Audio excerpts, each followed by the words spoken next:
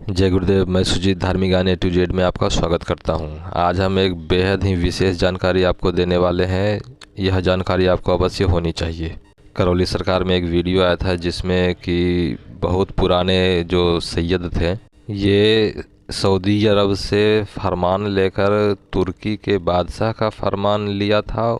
उसके बाद में यह सीधे भारत पर आक्रमण किया था और यह खुद बोल रहा था उस समय कि 10 लाख की फ़ौज थी और जो कि महाकाल मंदिर को तोड़ने के लिए और वहाँ पर एक नए मस्जिद को बनाने के लिए ही यह आया था, इतनी बड़ी सेना लेकर। इस घटना को बीते लगभग 400 वर्ष हो गए हैं और 400 वर्षों से यह महाराणा प्रताप के वंशजों को परेशान कर रहे थे, जिसका संहार करौली सरकार में हुआ। उस करौली सरकार वीडियो के अनुसार जो है, ये 10 लाख की सेना सऊदी अरब के फरमान पर, उसके कहने पर तुर्की के बादशाह भारत भेजा था कि महाकाल के मंदिर को तोड़ा जाए और वहाँ एक मस्जिद बनाया जाए। कैसी ये उनके विचार होंगे जो कि एक मंदिर तोड़ने के लिए इतनी बड़ी सेना भेज सके। जो लोग इस चैनल पर नए हैं, कृपया वीडियो को सब्सक्राइब कर ले ताकि सनातन धर्म से जुड़ी जानकारियाँ आप तक जल्दी पहुँच सके। अब उस 10 लाख सेना में 6 लाख सेना उज्जैन में मारा गया, शहीद हो गए, उसके समाप्त हो गए युद्ध में।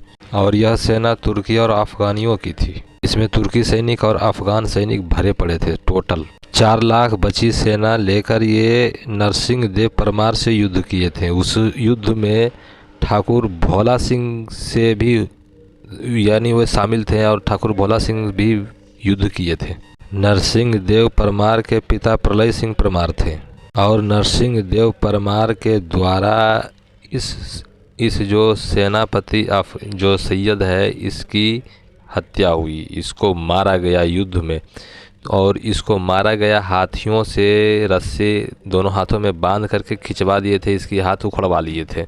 ये महाकाल मंदिर तो तोड़ नहीं सके, वहाँ पर कोई मस्जिद बना तो नहीं पाए और खुद युद्ध में मारे गए।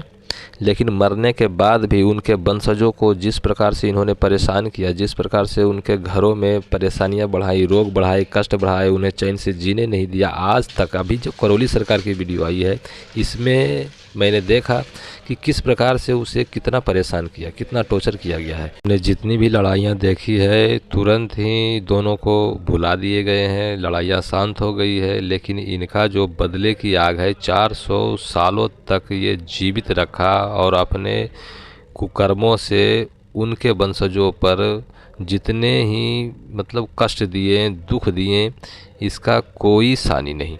और वह सैयद बोल रहा था कि मैं नरसिंह देव परमार के शरीर से ही बोल रहा हूँ, यानी वह नरसिंह देव परमार का ही शरीर है। इससे आप ये समझ सकते हैं कि नरसिंह देव परमार का यह दूसरा जन्म है, जिसको वो उस जन्म की दुश्मनी इस जन्म में ये निकाल रहा था। ऐसा दृश्य देखकर तो हम बहुत आश्चर्यचकित हो गए। इतनी लंबी दुश्मनी, जिंदा तो दुश्मनी, मरने के बाद भी दुश्मनी, मरने के बाद भी बदला। और सिर्फ यह सेनापति ही नहीं, इसके साथ जितने सैनिक थे वो भी इसमें शामिल थे और उन सभी का इसमें संहार हुआ करौली सरकार के द्वारा। पीड़ित बताते हैं, जो इलाज करवाने आए थे वो बोल रहे थे कि मुझे 8 वर्षों तक इसने घर में पूजा पाठ करने तक नहीं दिया। अब बताइए कि कितने इनके नीच विचार होते हैं। इतने लंबे समय के अंतराल पर भी कोई भी तांत्रिक इसे पकड़ नहीं पाया था और ना ही इसे इतने समय में कोई रोक पाया था। तो करौली सरकार था जो कि उसे रोक पाया। इतने लंबे समय तक इनके वंशज चलते रहे और जीवित रहे, इसके पीछे इनके पूर्वजों का पुण्य का ही हाथ है। इससे तो हमें यही समझ में आता है कि जिस दिन भारत में तंत्र समाप्त हो जाएगा, सनातन धर्म की जो शक्ति है वो समाप्त हो जाएगी, तो सनातन के जितने भी हिंदू हैं वो हिंदू नहीं रह जाएंगे। हमें तो ये तभी पता चला कि जन्म के साथ भी क्रूरता और मृत्यु के बाद भी क्रूरता, ये ऐसा ही एक पंथ है, यह एक विचारधारा है उसकी। अगर ये जानकारी अच्छी लगी हो और चैनल को सब्सक्राइब नहीं किए तो कृपया सब्सक्राइब कर लें, लाइक शेयर ज़रूर करें। अंत तक देखने के लिए धन्यवाद।